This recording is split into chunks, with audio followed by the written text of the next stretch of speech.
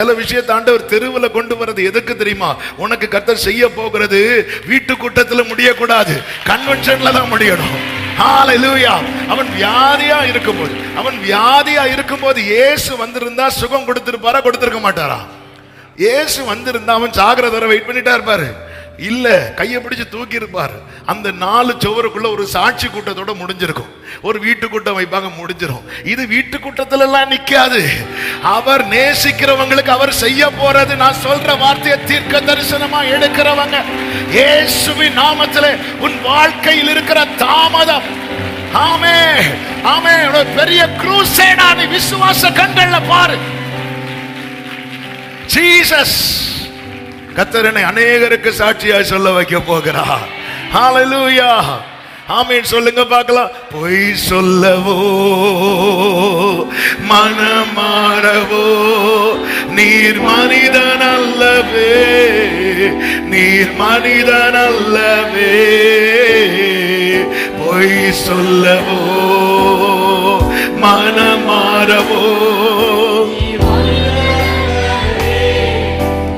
கைகளை உயர்த்தி கண்களை ஏறெடுத்து, நீ நேற்றும் இன்றும் என்றும் ஓடரமாமரே, நீ சொன்னது செய்ய முடிக்க வல்லவர், ஓடரவல கரமா சதனரே, நேற்றும் இன்றும் என்றும் மாறாதவர், நீ சொன்னதை செய்து முடிக்க வல்லவர். ஆமென். காலங்கள்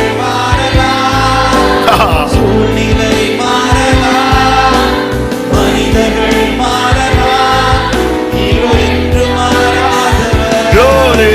காலங்கள் மாறலாம், சூழ்நிலை மாறலாம், மனிதர்கள் மாறலாம், நீரோ என்று மாறாதவர். ஆமென். வாக்குரைத்தவரே, வாக்குரைத்தவரே, உண்மையுள்ளவரே, நீர் வாக்கு மாறாதவர். நீர் வாக்கு மாறாதவர். யோவான் 11வது அதிகாரம் அதனுடைய 30வது வசனத்தில் இப்படி சொல்லப்பட்டிருக்கிறது. யோவான் 11:30. இயேசு இன்னும் கிராமத்துக்கு உள் வராமல் மார்த்தாள் தம்மை சந்தித்த இடத்திலே இருந்தார். இவங்களுக்காக வேதனைப்படுகிறதை எல்லாரையும் பார்க்க வைத்தார். என்று முகம் Wadia, the tears of love. Hallelujah. வெளியே நிற்கிறார். இவ எல்லாரும் வராங்க. மார்த்தாளும் வரா, மரியாளும் வர. 2 பேரும் கேட்கிற கேள்வி, நீங்க இருந்திருந்தா. சிம்பிளா கேட்கிறேன், ஏன்பா தெரிஞ்சும் பேசாம இருந்தீங்க? செப்பனியா 3:17. எடுக்க வேண்டாம், அவர் அன்பின் நிமித்தம் அமர்ந்திருப்பார்.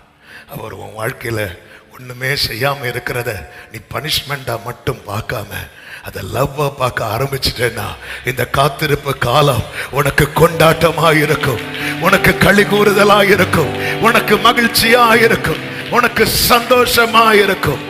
அவர் யார் மேல் அன்பாய் இருக்கிறாரோ அவர்களுடைய வேதனையை அவருடைய வேதனையா எடுத்துக்கொள்ளுகிறார். அதனாலதான் இந்த இடத்துல சொல்லப்பட்டிருக்கிறது, இயேசு கண்ணீர் விட்டார். ஆண்டவர் அழுறார். இது அன்பின் கண்ணீர், அன்பின் கண்ணீர். அதாவது நமக்காக அழுறதுக்குன்னு ஒருத்தங்க இருக்காங்கிறது நமக்கு ஒரு பெரிய ஸ்ட்ரென்த் இருக்கும். அதுவும் அழுறது யாரு தெரியுமா? கண்ணீரை துடைக்கிறவர். கண்ணீரை துடைக்கிறவர் எனக்காக அழுகிறார்னா இந்த அழுகை எப்படிப்பட்ட களிப்பாய் மாற போகுதுன்னு ஆமென் வேதம் சொல்லுகிறது. ஆமென். 11வது அதிகாரம் அதனுடைய 45வது வசனத்தை பார்க்கும்போது, அப்பொழுது மரியாளிடத்தில் வந்திருந்து இயேசு செய்தவைகளை கண்டவர்கள் ஆகிய யூதர்களில் அநேகர் அவரிடத்தில் விசுவாசம் உள்ளவனார்கள். 12வது அதிகாரம் அதனுடைய 9வது வசனத்தில் இப்படி சொல்லப்பட்டிருக்கிறது, அப்பொழுது யூதரில் திரளான ஜனங்கள், எத்தனை ஜனங்கள்? சத்தமா சொல்லுங்க. திரளான ஜனங்கள் அவர் அங்கே இருக்கிறதை அறிந்து இயேசுவின் நிமித்தமாக மாத்திரமல்ல, அவர் மரித்தோரிலிருந்து எழுப்பின லாசருவை காணும்படியாகவும் அங்கே வந்தார்கள். ஆமென். ஆண்டவர் ஒரு கிரியை செய்யும் போது, ஆண்டவர், அதாவது நான் அழுது என் வாழ்க்கையில ஒண்ணு கர்த்தர் செய்யறதுன்னு இருக்கு, அவர் அழுது ஒண்ணு செய்யறாரு பாருங்க. ஹல்லேலூயா. அதான் சங்கீதக்காரன் சொன்னா, கண்ணீரோடு விதைக்கிறவன் அவன் அள்ளி தூவு விதை எப்படி வருகிறான் தெரியுமா? சுமந்து கொண்டு அழுது கொண்டே வருகிறான். ஆமே, நம்முடைய வேதனையை பார்த்து ரசிக்கிறவர் அல்ல நம்ம ஆராதிக்கிற தேவர். அவர் அங்கே கண்ணீர் விட்டார், இயேசு அழுதார் இருக்கு. இந்த அன்பு, இந்த அழுகை, ஆமேன், இது இது இது அன்பின் கண்ணீர்.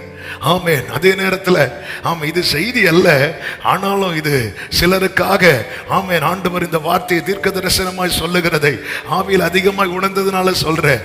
கர்த்தர் உன்னை சிலருக்கு சாட்சியாய் வைக்க விரும்பி இருந்தால் உனக்கு என்னைக்கோ செய்திருப்பார். உன்னை அநேகருக்கு சாட்சியாய் வைக்க விரும்பிதான் இந்த வார்த்தையை எனக்கான ரேமா என்று எடுத்துக் கொள்ளுகிறவர்கள் ஒரு சில நிமிடங்கள் தேவனுக்கு மகிமையை செலுத்துங்கள்.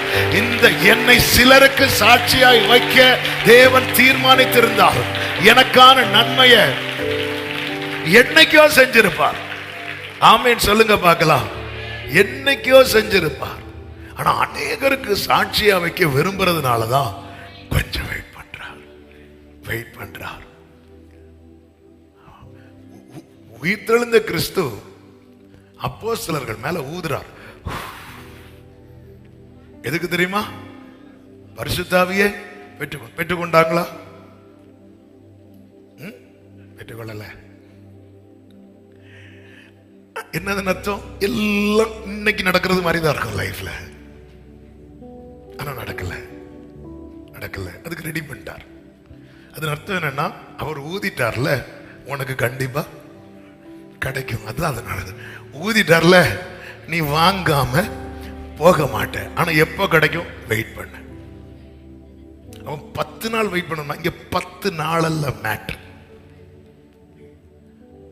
முதல் நாள் போயிருந்து ஜெபம் பண்றாங்க, கிடைக்கல.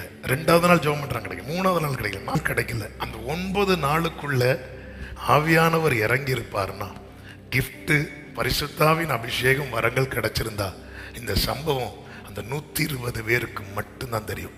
4 சுவருக்குள்ள மட்டுமே இது பேசப்படும். ஆனா பெந்தேகோஸ்தே நாள் ஆயிரக்கணக்கான ஜனங்க கூடுறாங்க. ஆண்டவர் வெயிட் பண்ணிட்டு இருக்கிறார். சிலருக்கு சில காரியத்தை செய்யறதுக்காக. என கேட்கிற அன்பு உள்ளமே, உனக்கு கன்ஃபார்ம் ஆயிட்டு, அது கண்டிப்பா கிடைக்கும். அது தாமதித்தாலும் காத்திரு. சிலருக்கு சில காரியத்தை செய்வதற்காகவே வெயிட் பண்ணிட்டு இருக்கிறார். பெந்தேகோஸ்தே என்ன நாள் எருசலேமிலே கொண்டாடப்படுகிற முக்கியமான பண்டிகைகளிலே, அதாவது பஸ்கா பண்டிகை முடித்து 50வது நாள் ஒரு ஃபெஸ்டிவல். அதுதான் பெண்டிகாஸ்ட் டே. பெந்தேகோஸ்தே நாள் சரியாக 50வது நாள். அந்த நாள்ல எருசலேமில் எல்லாரும் கூடுவாங்க. ஆயிரக்கணக்கான ஜனங்கள் கூடுவார்கள் அந்த நாள்ல. ஆமே, 4 சுவருக்குள்ள, மார்க்குவின் வீட்டின் மேல் வீட்டில் 4 சுவருக்குள்ள. இதுவரை இவர்களுடைய நிலை 4 சுவருக்குள்ள. ஆனா கர்த்தர் கிரியை செய்யும் வேளை வந்த போது இனி எருசலேமிலும் யூதயாவிலும் சமாரியாவிலும், ஆமென், விசுவாசிக்கிறவங்க தலை மேல கை வச்சு சொல்லுங்க, என் சாட்சி 4 சுவருக்குள்ள நிக்க கூடியது கிடையாது. எனக்கு கர்த்தர் செய்ய போகிறது 4 சுவருக்குள்ள. இன்னைக்கு உன் வாழ்க்கை 4 சுவருக்குள்ள அடைக்கப்பட்ட நிலையில இருக்கலாம். ஆனா இது மாற போகிறது. அவர் உன் எல்லையை பெரிதாக்க போகிறார். ஆமென். நீ வடக்கையும் தெற்கையும் கிழக்கையும் மேற்கையும் நீ பரம்பி போகும்படிக்கு பரவி போகிற ஆறாக கர்த்தர் உன்னை மாற்றுவார். காலங்கள் மாறலாம், சூழ்நிலை மாறலாம், மனிதர்கள் மாறலாம், நீரோ என்று மாறாதவர். காலங்கள் மாறலாம், உடரமல வரவ சந்தரமல வரவல வரவ மதடரா ரீமல மரமல மரமதடர மலமரமா. Repeat it. காலங்கள் மாறலாம், காலங்கள் மாறலாம், சூழ்நிலை மாறலாம், Jesus. மனிதர்கள் மாறலாம், நீரோ என்று மாறலாம். ஆமென். ஹalleluya, ஹalleluya. கர்த்தருக்கு மாத்திரம் மகிமை உண்டாவதாக. இரண்டாவது, அவர் கண்ணீர் வடித்த ஒரு இடம் உண்டு, ஒரு சம்பவம் உண்டு. ஆமென். எபிரேயருக்கு எழுதின நிருபம் 5வது அதிகாரம் அதனுடைய 7வது வசனத்திலே சொல்லப்பட்டிருக்கிறது. அவர் மாம்சத்தில் இருந்த அவர் நாட்கள் மாம்சத்தில் இருந்த நாட்கள், அதாவது இந்த பூமியில மனுஷகுமாரனாய் வெளிப்பட்டு அவர் மரித்து அடக்கம் பண்ணப்பட்டு உயிரோடு எழுந்து நித்தியத்துல போய் சேர்றதுக்கு முன்னாடி வர ஒரு வாழ்க்கை இந்த பூமியில வாழ்ந்தார் அல்லவா. அந்த மாம்சத்தில் இருந்த நாட்களில் தம்மை மரணத்தினின்று ரட்சிக்க வல்லமையுள்ளவரை நோக்கி, மரணத்தினின்று ரட்சிக்க வல்லமை உள்ளவரை நோக்கி பலத்த சத்தத்தோடும் கண்ணீரோடும் விண்ணப்பம் பண்ணி வேண்டுதல் செய்து தமக்கு உண்டான பயபக்தி. இந்த இடத்துல சொல்லப்பட்டிருக்கிறது, தம்மை மரணத்தினின்று ரட்சிக்க வல்லமை உள்ளவரை நோக்கி அவர் கண்ணீரோடு ஜெபித்தார் என்று. ஆனா நீங்க அடுத்து கீழே படிக்கும் போது, அவர் குமாரனா இருந்தும் பட்டப்பாடுகளினாலே கீழ்ப்படிதலை கற்றுக்கொண்டு தாம் பூரணரான பின்பு தமக்கு கீழ்ப்படுகிற யாவரும் நித்திய ரட்சிப்பை அடைவதற்கு காரணராகி. சத்தம் ஒரு ஆமென் சொல்லுங்க பார்க்கலாம். அப்ப இயேசு இந்த இடத்துல அழுதது ரட்சிப்புக்காக, அவருடைய விடுதலைக்காக மட்டுமல்ல. ஆமென். என்ன கேட்டா சொல்லுங்க, அவருடைய விடுதலைக்காக அவ்வளவு அழுது இருக்க மாட்டார், ஏன்னா அதுக்காக தானே வந்தார். ஆனா அந்த இடத்துல அவர் கண்ணீர் வடித்தது எதற்காக தெரியுமா? நம் ஒவ்வொருவருடைய ரட்சிப்புக்காக. நாம் ரட்சிக்கப்பட்டதுக்கு காரணம் என்னன்னு கேட்டா, இயேசு சிந்தின ரத்தம் என்று சொல்லுவோம். ஆனா ரத்தம் மட்டுமல்ல, இயேசு வடித்த கண்ணீர், tears of redemption, மீட்பின் கண்ணீர். இது மீட்பின் கண்ணீர். இது அவர் எங்கே இந்த கண்ணீரை வடித்தார் என்று நமக்கு வேதம் அழகாய் காண்பிக்கிறது. லூக்கா சுவிசேஷம் 22வது அதிகாரத்தின் 44